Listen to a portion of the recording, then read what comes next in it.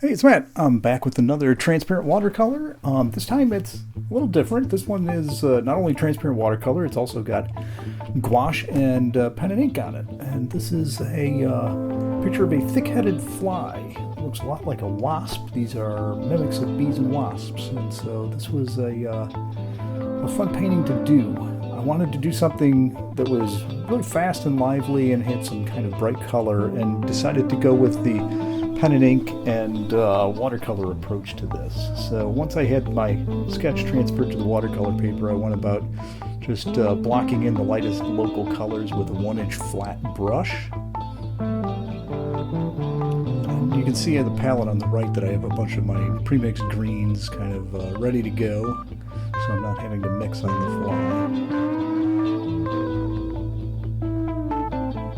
And so once I had the initial washes in, I started to go in and start layering in some extra glazes on top of these. So you can see I'm mixing up some greens and yellows and bringing in a little bit of purple and some other blues in to kind of darken up those tones.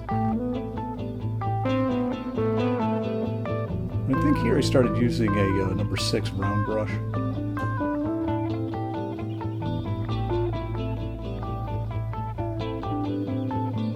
Once I got the main color in, I started dropping in some kind of orangey colors so it would intentionally background and kind of bleed around in that background area, and then locked it in with the hairdryer.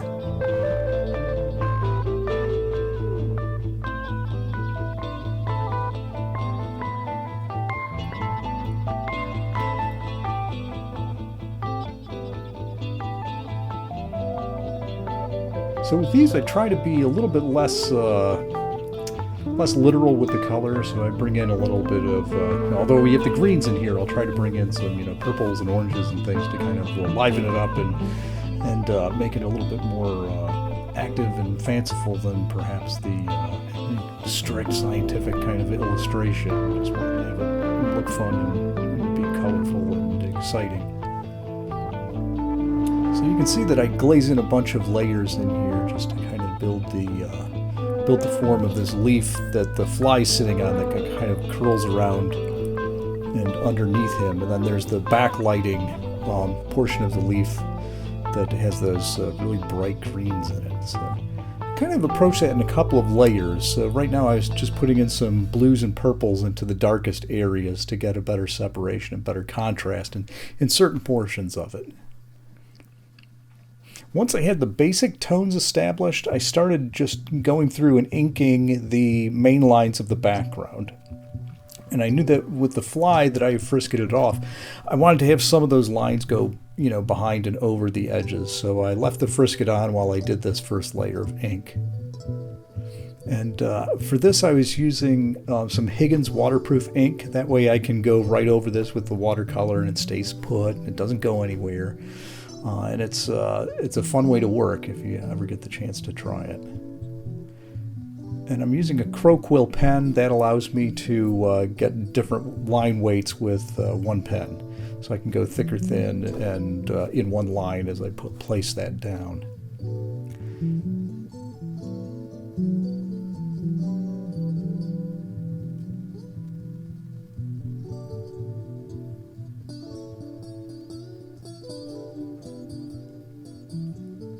So then I started glazing in some of these other colors just to, now that I had the main lines that sharpened that edge up, then I could start balancing out some of these other things.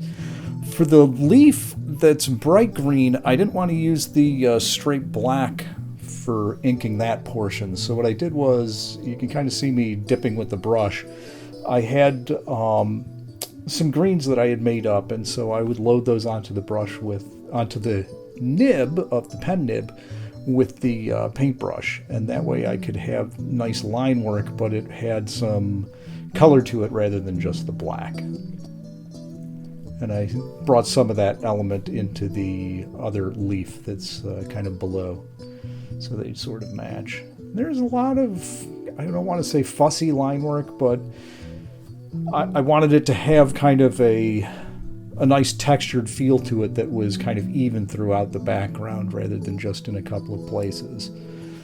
And And so it took a while to get enough of those lines working that it made sense.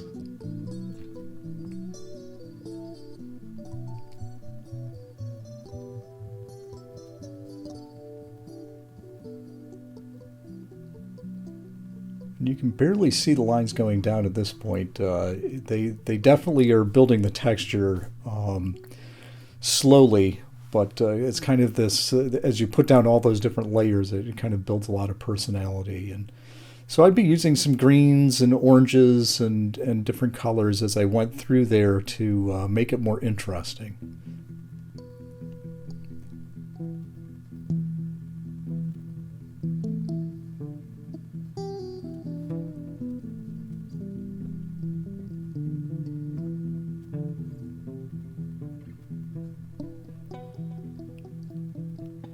At this point, you can kind of start seeing the texture growing on that background leaf. And as I did that, I started saying, okay, well, now I've got to work some more on the bottom part of the leaf that's going under so it doesn't look like it's neglected and it matches the other portion of the leaf. So I started bringing that venation and that texture in with those, using purples and blues and things to kind of have the shady area work well and still be colorful and interesting.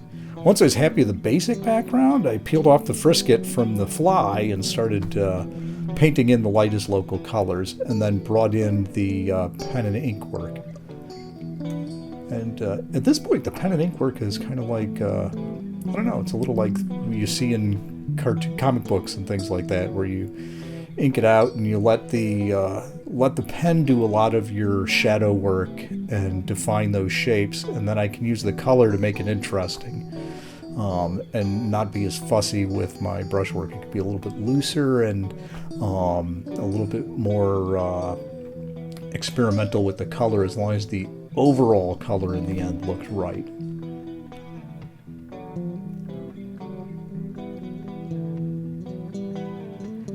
These are interesting insects. These are called the thick-headed fly, and the thick-headed flies are actually, they're true flies. They're dipterans, so they have two wings, and you can kind of see that it has the two main wings here, and then below it are these little structures that they use as counterbalances that other types of insects don't have. A lot of the other insects have four wings, but these guys only have two, and they mimic bees, and they look a lot like bees and wasps and things like that. At this point, I started bringing in gouache. I usually don't mix gouache and watercolor, but on this particular painting, as I started doing the background or the underneath of that leaf, I thought, I think it may have gotten a little darker and I was losing the edge. So I brought in some whites, some yellows, and some oranges to the bottom part of that leaf so it would match better the upper portions. And although I'm usually don't like mixing gouache with those, it definitely made sense on this guy to kind of restore some of those tones. And by bringing in some of those oranges with the gouache on the bottom part of that leaf, I think it unified it with the top edge of that bright green that's behind the fly more. So it was, I was reluctant to do it, but in the end I was happy with it. So at this point, I was putting a lot of kind of finishing details with some dark colors on the fly, and for an insect that was mostly kind of blackish brown, I used a lot of purples and blues and things to kind of put in those shady areas. And not literal with the color, but I think it ended up, giving the impression of the insect correctly. A little bit of ink at the end just to clear up some of those little areas that needed a little more extra definition and a little extra shading, and make them look a shinier kind of surface helped.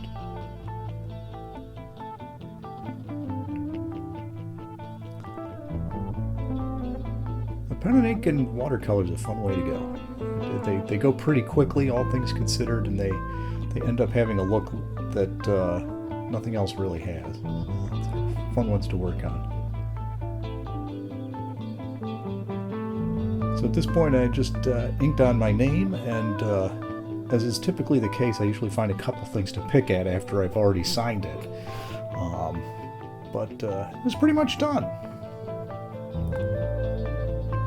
So there you go. That's a thick-headed fly, and that's a watercolor ink and some gouache. Thanks for watching. If you get a chance, have a peek at the blog or leave a comment. That would be great.